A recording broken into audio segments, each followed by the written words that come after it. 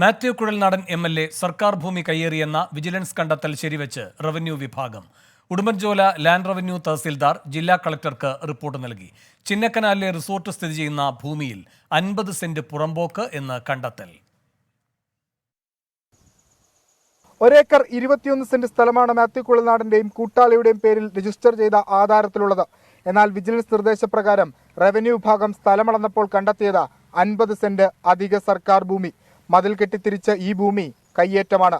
സർക്കാർ ഭൂമി തിരിച്ചുപിടിക്കാനുള്ള തുടർ നടപടികൾ ആവശ്യപ്പെട്ട് ഉടുമ്പൻചോല ലാൻഡ് റവന്യൂ തഹസിൽദാർ ജില്ലാ കളക്ടർക്ക് റിപ്പോർട്ട് നൽകി. വിജിലൻസും സർക്കാരിനെ സമീപിക്കും. റിസോർട്ട് വാങ്ങുന്ന സമയത്ത് ഭൂമി അളന്നു നോക്കിയിട്ടില്ലെന്നും സർക്കാർ ഭൂമി ഉണ്ടെങ്കിൽ തുടർ നടപടികൾ സ്വീകരിക്കാമെന്നും മാത്യു കുഴൽനാടൻ നേരത്തെ വ്യക്തമാക്കിയിരുന്നു. 1000 ചതുരശ്ര അടിയുള്ള കെട്ടിടം രജിസ്ട്രേഷനിൽ മറച്ചുവെച്ച മാത്യു കുഴൽനാടൻ നികുതി വെട്ടിപ്പ് നടത്തിയതായും വിജിലൻസ് കണ്ടെത്തിയിട്ടുണ്ട്. റിസോർട്ട് സ്ഥിതി ചെയ്യുന്ന സ്ഥലത്തെ സർക്കാർ ഭൂമി പിടിച്ചെടുത്ത് റവന്യൂ വകുപ്പ് ബോർഡ് സ്ഥാപിച്ചാൽ അത് പ്രതിരോധിക്കാൻ മാത്യു കുഴൽനാടൻ ഒരൽപ്പം വിയർക്കും. ഇടുക്കിയിൽ നിന്ന് വിഷ്ണു സുരേഷ്, 24. വാർത്തയുടെ കൂടുതൽ വിവരങ്ങളുമായി വിഷ്ണു സുരേഷ് ഇടുക്കിയിൽ നിന്ന് ചേരുന്നു. വിഷ്ണു, ഈ പറയുന്ന രൂപത്തിലാണ് രേഖകൾ സംസാരിക്കുന്നത് എങ്കിൽ വ്യക്തമാകുന്നത് എന്താണ്? മാത്യു കുഴൽനാടൻ MLA ഭൂമി കയ്യേറ്റക്കാരനാണ് എന്ന് തന്നെയല്ലേ?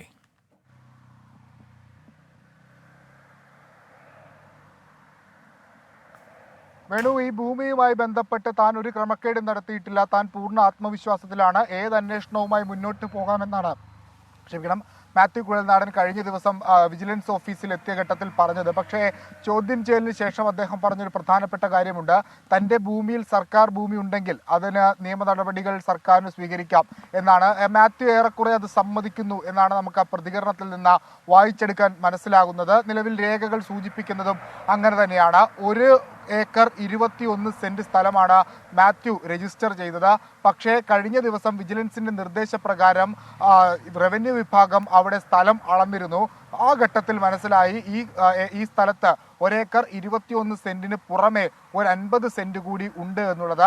ആ 50 സെന്റ് മതില് കെട്ടിയെടുത്തിരിക്കുന്നു എന്നുള്ളതും എൻക്രോച്ച്മെന്റായി അതൊരു ഒഫൻസായി മാറിയിട്ടുണ്ട് എന്നാണ് വിജിലൻസ് വ്യക്തമാക്കുന്നത്. അങ്ങനെയെങ്കിൽ സ്വാഭാവികമായും മാത്യു കുഴൽനാടൻ ഈ സർക്കാർ ഭൂമി കയ്യേറിയിട്ടുണ്ട് എന്ന നിലയിലേക്ക് കാര്യങ്ങൾ എത്തും. പക്ഷേ ഇതുമായി ബന്ധപ്പെട്ട് മാത്യുവിന്റെ ഭാഗത്തുനിന്ന് അന്ന് വന്ന വിശദീകരണം ഇങ്ങനെയാണ്. തൻ്റെ സുഹൃത്തിന്റെ പക്കൽ നിന്നാണ് ഈ ഭൂമി വാങ്ങിയത്. പക്ഷേ ആ ഘട്ടത്തിൽ ഈ ഭൂമി അളന്നു നോക്കിയിട്ടില്ല, പിന്നീടും അളന്നു നോക്കിയിട്ടില്ല. പക്ഷേ ആ ന്യായം എത്രത്തോളം നിലനിൽക്കും എന്നുള്ളൊരു ചോദ്യമായി അവിടെ ഉണ്ട്. കാരണം ഈ മൂന്നാറിലെയും ഇടുക്കിയിലെയും എല്ലാം ഭൂവിഷയങ്ങൾ കൃത്യമായി അറിയാവുന്ന ഒരാളാണ് മാത്യു കുഴൽനാടൻ. അതുമായി ബന്ധപ്പെട്ട് നിരവധി കേസുകൾ അദ്ദേഹം നടത്തിയിട്ടുണ്ട്. അങ്ങനെ ഒരാൾ ഇത്തരത്തിൽ ഈ സ്ഥലം അളന്നു നോക്കാതെ, പ്രത്യേകിച്ച് ഭൂമിയുമായി ബന്ധപ്പെട്ടെല്ലാം വലിയ തർക്കങ്ങൾ നിൽക്കുന്ന ഒരു പ്രദേശത്ത് സ്ഥലം വാങ്ങുമ്പോൾ ആ സ്ഥലം അളന്നു നോക്കിയില്ല എന്ന് പറയുന്നത് അതൊരൽപ്പം വിചിത്രമായൊരു മറുപടിയായി കണക്കാക്കപ്പെടേണ്ടിയിരിക്കുന്നു. ഒപ്പം ഈ കേസ് ഈ ഭൂമി മിച്ചഭൂമി കേസിൽ ഉൾപ്പെട്ട ഒരു ഭൂമിയാണ്. അതും തനിക്ക് അറിയില്ലായിരുന്നു എന്നാണ് മാത്യു കുഴൽനാടന്റെ വാദം. പക്ഷേ മിച്ചഭൂമി കേസുമായി ബന്ധപ്പെട്ട് ഈ ക്രമക്കേട് നടത്തിയത്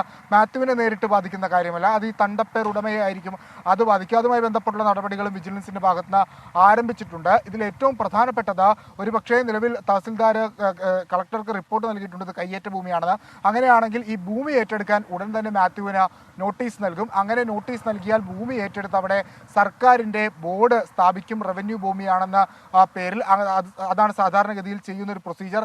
അങ്ങനെ ഒരു സർക്കാർ ബോർഡ് അവിടെ സ്ഥാപിക്കപ്പെട്ടാൽ അത് മാത്യു കുഴൽനാടൻ ഉണ്ടാക്കുന്ന തിരിച്ചടി ചെറുതല്ല. പ്രത്യേകിച്ച് CPIM-ഉം സർക്കാരും എല്ലാം അതേത് രീതിയിലാണ് മാത്യുവിനെതിരെ തൊടുത്തുവിടുക എന്നുള്ളൊരു പ്രധാനപ്പെട്ട കാര്യമാണ്. മാത്യു വിഷയത്തിൽ ഇതുവരെ ഒരു പ്രതികരണത്തിന് തയ്യാറായിട്ടില്ല. കൂടുതൽ രേഖകൾ പരിശോധിച്ച ശേഷം പ്രതികരണം നടത്താം എന്നുള്ളതാണ് അദ്ദേഹത്തിന്റെ ഭാഗത്തുനിന്ന് വന്നിരിക്കുന്ന വിശദീകരണം.